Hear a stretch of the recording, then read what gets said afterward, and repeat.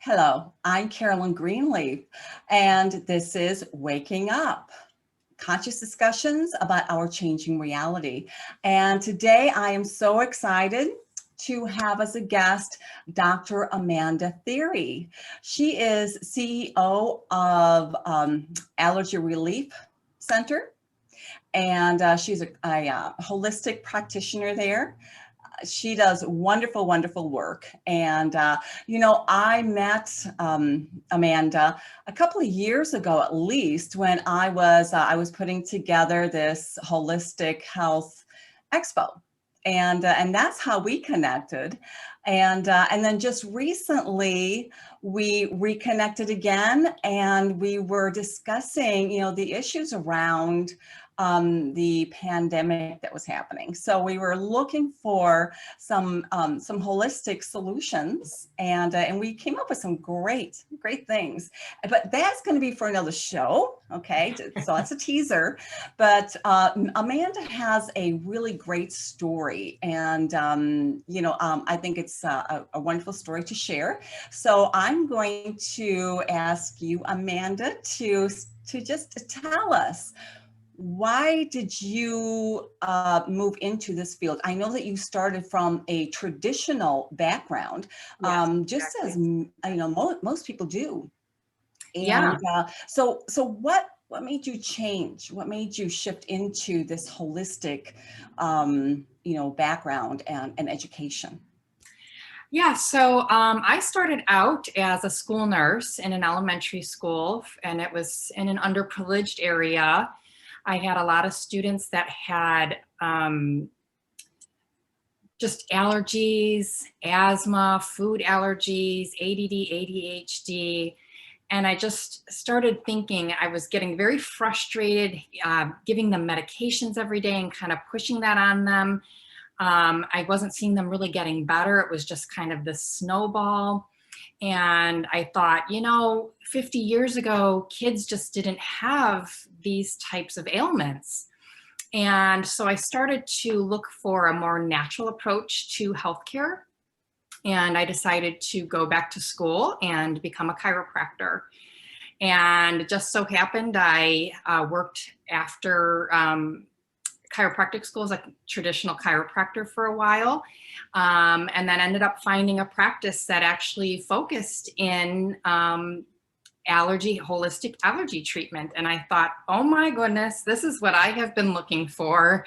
So I jumped 2 feet in and haven't looked back. And the results that I see with all of my patients is just truly astounding. They're changing their lives. Wonderful, wonderful. Yeah. So what types of treatments do you do? Because you've kind of moved away from traditional chiropractic, right?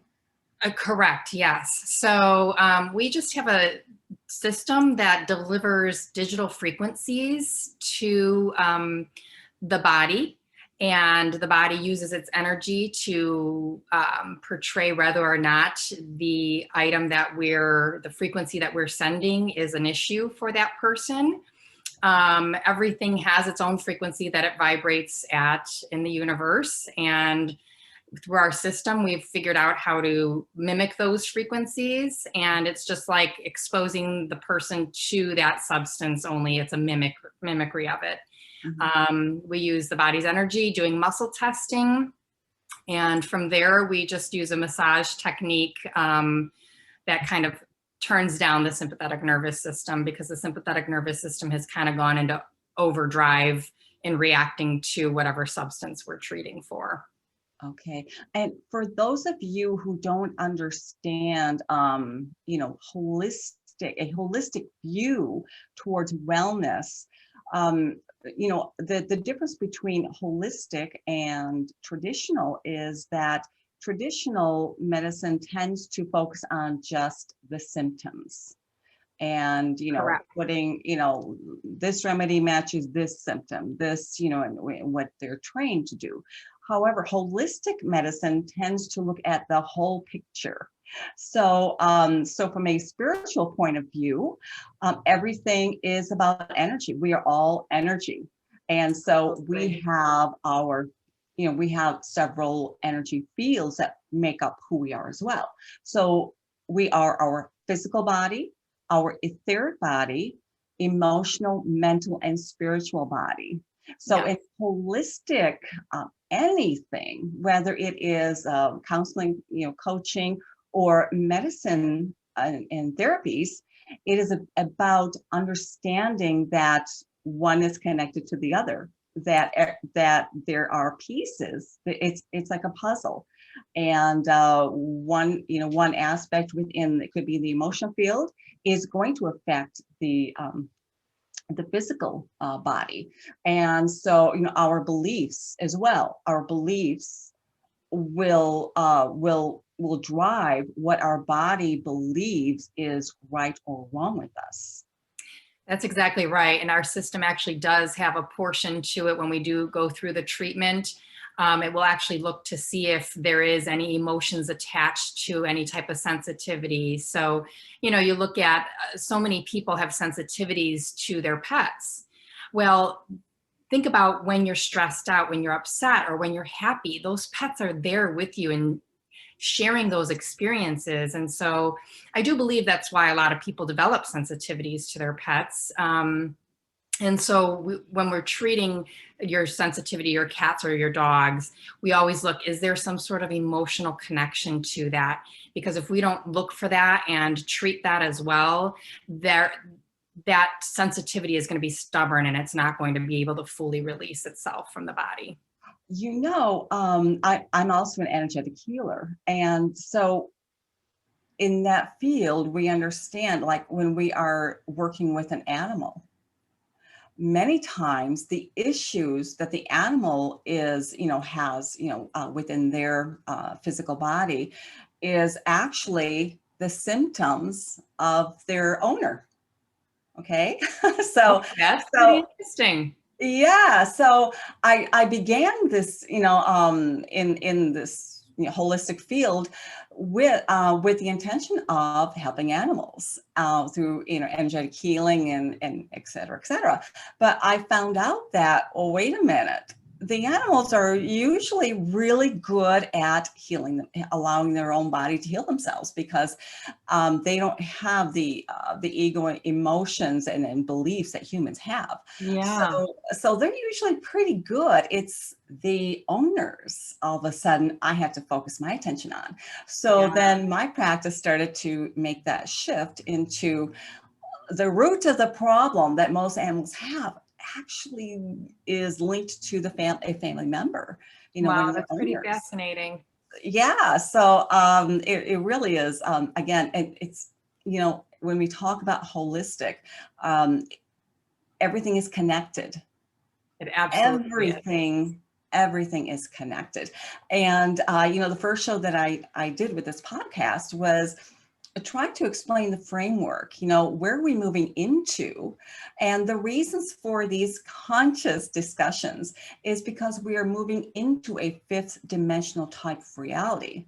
Now, those of us in the spiritual field or the holistic field, we've always been working with these types of understandings and energies and wisdoms, because we connect to those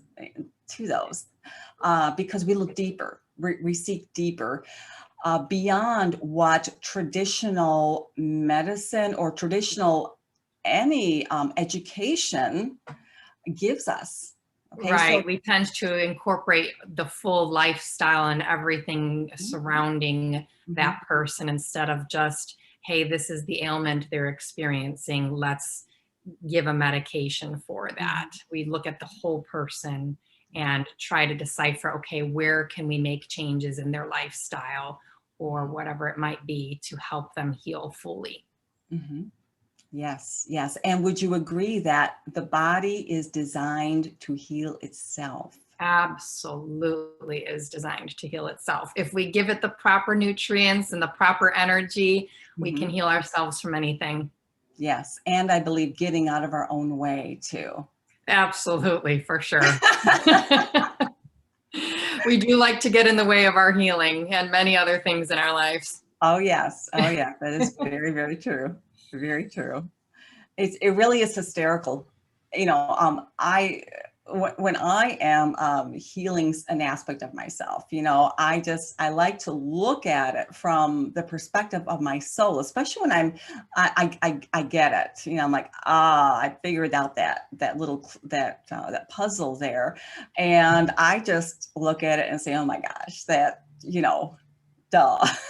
I absolutely, and you know what? Children are also amazing for learning to heal yourself. And sometimes, my daughter will say something, and I'm just amazed. I'm like, how did you even gather that at your young age? And it almost turns a light bulb on in my head, and I'm like, how did I never see this before? Yes.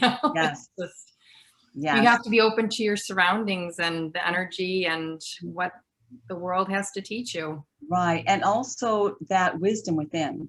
Yeah, absolutely. Because I do believe that the answers are within ourselves. We are born with those instincts, that connection to that higher knowledge and wisdom.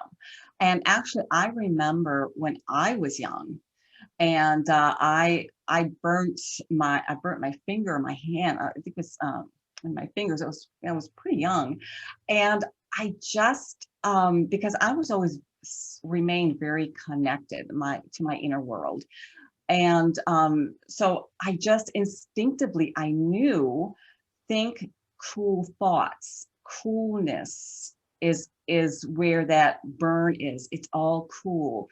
It's just, and I just kept focusing on, imagining it just being cool, not hot. It's cool, and it's nothing, and it's healed. It's cool. And after a few moments of that, I looked, and there was no blister. There was no nothing. Yeah. And energy. You used the energy to send that message of healing. Yes. And I shift the beliefs. Yeah. Because we believe in certain, we're taught certain, ailments, and then our body says, okay, I guess we got that. I guess that's going to happen if you burn yourself, or I guess it's going to happen if, you fall down or whatever. It's funny. I also had another instance when I was at the park with my dog. This is several years ago when she was a puppy. Okay. And we ran into someone else who had a puppy, and they were just having a ball. And we were along the water, and it was rocky. And this dog, I think her name is Kira, beautiful, but she was a golden retriever, so she really wasn't. Her intelligence hadn't caught up with her, with her yet. Size. Yes, but my dog was. She was a border collie Labrador mix, very intelligent, and she was very strategic. So they were chasing one another, and I told the owner of the other dog. I said, just stand still, because my dog, she's already mapped this out, and she will zigzag around us. If we move, it'll mess her up. So we stood there. She did that, but his dog went right into me. Oh, and no. I was airborne. I was airborne. I fell on the rocks, and I couldn't help but just bust out laughing. Because it surprised me so much, and I knew that there was a message in there was a, when something like that odd happens, there's a message there that my guides are trying to give me. And so I was laughing, and the owner was just horrified. He's, oh my God, do I need to get you a doctor? Are you kidding? And I just, other people, because I land on my hip, anyone else probably would have had a broken hip, but because I was in the high frequency of laughter and just I was connecting to what was that about? I thought, oh my gosh, it didn't affect me. It didn't. I could totally see that for sure. It just sent that positive energy through the body and just released that negative impact. Right. And also I shifted into a higher frequency. Let's call it the fifth dimensional frequency. All right. Third dimensional frequency is where we are ingrained in the beliefs that the body is fragile. That oh my God, and that's more fear-based belief. Okay, so I believe that in holistic medicine, all of this is all connected, of course, as we mentioned before.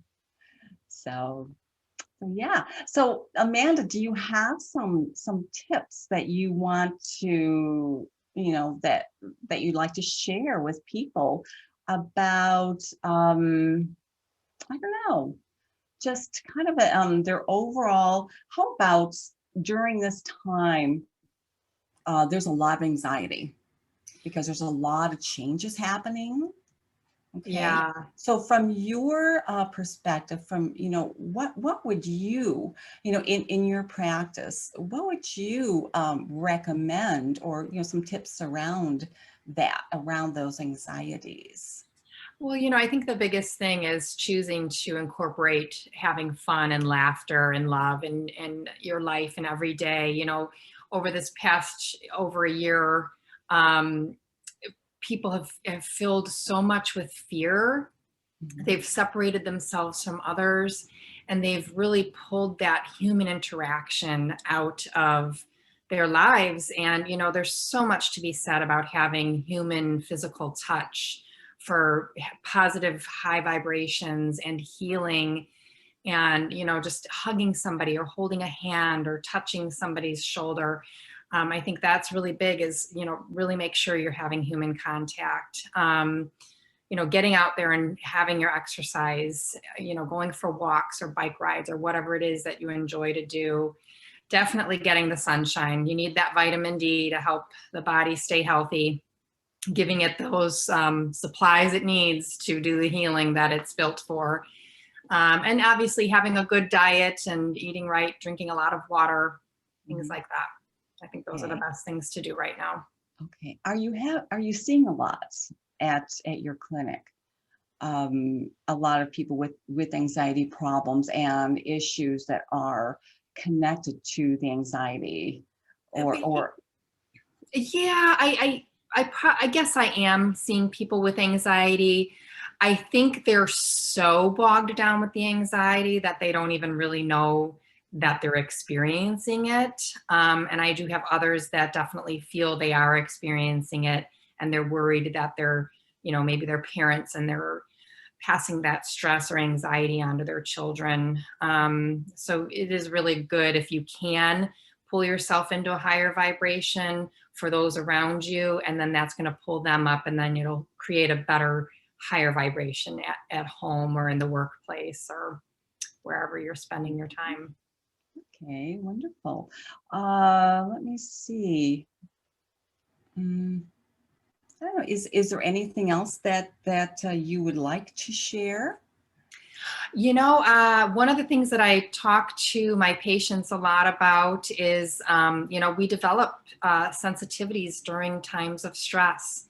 Okay. So the body almost goes into fight and flight mode, and it looks into the surroundings to find something to blame that stress on, because it doesn't know how to explain the physical injury or the illness or the stress of losing a job or a loved one or whatever it might be. So it looks to the surroundings to blame something, Mhm. and then it almost creates a symptom as a warning sign to say, hey, warning, warning, that apple is here again, and last time it caused a lot of stress. And so it creates a symptom around that apple.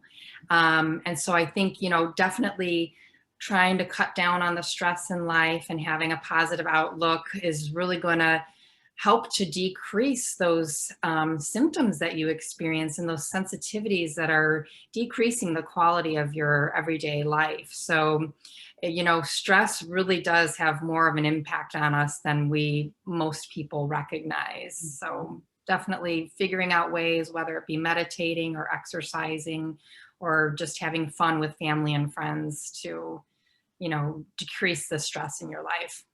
Okay. Okay. Now, someone coming to your clinic with, some of these sensitivities or allergies, and whatnot, what would the process be when someone comes to see you? Yeah, so we typically have in our system, we have over 400,000 different substances we can test and treat for. anything from barometric pressure to moon cycles, to hundreds of different food items, personal care items like deodorant, soap, shampoo, sunscreens. We can do contactants like, fabrics and chemicals. The list is pretty endless. We can also do all of the pollens outside, molds and fungi, pets. I pretty much tell people, if you have a sensitivity to something, just tell me what it is. I'm sure we'll have it in the system. But on the first visit, we'll go through about 300 of the most common categories that people have sensitivities to. They will go home with a list of those at the end of the treatment or the consultation, and then they always get their first treatment on that first consultation as well. And I have a lot of people that do experience some relief just from that first treatment. There's others where it takes a couple treatments to start noticing a difference, but I've definitely had people call me after their first treatment and say, oh my gosh, I feel so different. I feel so much better. So. Wow, that is great. And you had sent me pictures of your dog. You had a dog with severe allergies. Yeah. And it was amazing to see the changes in, you sent me a kind of before and after picture. Absolutely. And that was really amazing. I wish that when my dog was alive, that I had known you. Now, I don't know that you don't actually treat animals in your practice. Not in my practice, but every now and then I will go to somebody's home if it's kind of a dire situation. Thought about maybe reaching out to a veterinarian to see if I can work with them and help provide some relief for their pets. That would be wonderful. Yeah. Yes, absolutely. Great. So basically, a lot of the same methods that you use for humans, you could use for animals? Absolutely. Animals have very similar acupuncture, acupressure points as humans do. So the system is based off of acupressure, acupuncture. So we just we can use the system with cats, dogs, horses, any kind of pet you've got at home. Can you give us a little bit of, understanding about acupuncture and acupressure that you had just mentioned? Because a lot of people don't understand how effective that is and what that. Acupuncture can be a very effective therapy. The body has a lot of meridians, or Chinese meridians, that run the course of the body, and they're followed along different paths. So there's the heart path, the liver path, the spleen path. There's a whole bunch of different paths that it follows, and they kind of rule over a certain part of the body and certain aspects. In some of my research, I've read that they do believe it has something to do with penetrating through the fascia and kind of releasing some of that tension that's built in with the fascia. The fascia is just kind of almost like a shrink wrap that's wrapped around our tissues to kind of hold them in place. And so some research shows that when you cut into that fascia, typically with like a surgery or something like that, then it's disrupted, and it's not able to fully transmit that energy through the whole system. It's almost like broken that. That's interesting. Does that happen when you also have an injury? It could, if the fascia has been disrupted, for sure. It could definitely. So acupuncture is really good, especially in that case, because then we can help to renew that energy moval throughout the body by triggering some of the certain points throughout the system. Oh, very interesting. Yeah, it is pretty interesting. Okay, well, let me see, was there anything else? I don't think so. Is there, we're going to wrap up this show. However, I do, I want to get you on. We're going to talk about some of those holistic treatments that we've been studying, researching, and trying out. So we're going to talk about that. I've also got some other guests that I'll be interviewing who have also been utilizing some of these things too. So at some point we're going to kind of have a roundtable type of discussions that I think will be really, really interesting and very informative for people. So before we wrap this up, is there anything else that you'd like to share with us, Amanda? I don't think so. You did a pretty good job, but I wanted to thank you for having me on your show. Oh, it is my pleasure. You're a great source of information, and you're going to do wonderful things. And do you want to? I'm going to have the link to your website on the credits here and in the link in the description, and as well as a way to contact you. Oh, and one more thing, are you able to work with people distance, or do they have to be in your physical location? No, we can actually work with people from a distance. We have what is called a surrogate. They are in place of that person, and we just kind of take a moment to meditate and recognize that person as whoever it is that we're doing the treatment for. And we've seen some excellent results. So you do not have to be in the physical office to receive a treatment. Okay, wonderful, wonderful. Yes. Okay, Amanda, thank you so much for joining us. And I look forward to future podcasts with you. And I definitely look forward to it. We've got a lot of good topics to discuss. We do. We do. So until next time, abundant blessings.